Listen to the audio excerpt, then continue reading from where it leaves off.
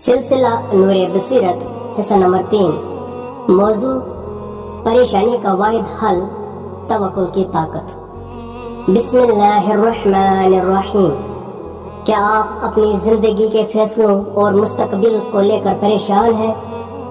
قرآن ہمیں ایک ایسی طاقت بتاتا ہے جو ہر ڈر کو سکون میں بدل سکتی ہے۔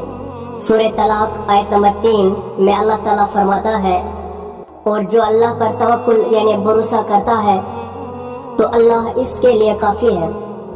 اس کی تفسیر میں مولا علی علیہ السلام فرماتے ہیں کہ توکل ہاتھ پر ہاتھ دھر کر بیٹھنے کا نام نہیں، بلکہ اپنی پوری کوشش کرنے کے بعد نتیجہ اللہ پر چھوڑ دینے کا نام ہے۔ جو اللہ پر بھروسہ کرتا ہے اسے کبھی مایوسی نہیں ملتی۔ حکمت اہل بیت اعظام علیہ السلام۔ امام حسین علیہ السلام نے فرمایا، وہ شخص کبھی ناکام نہیں ہوتا جس کا بھروسہ خدا پر ہو۔ کربلا کے میدان میں امام علیہ السلام نے دکھایا کہ جب سب کچھ چھن جائے تب بھی اگر توکل قائم رہے تو انسان موت کے سامنے بھی کامیاب ہوتا ہے۔ توکل کا مطلب یہ ہے کہ آپ کا دل اس بات پر مطمئن ہو کہ جو اللہ نے لکھا ہے وہی بہتر ہے۔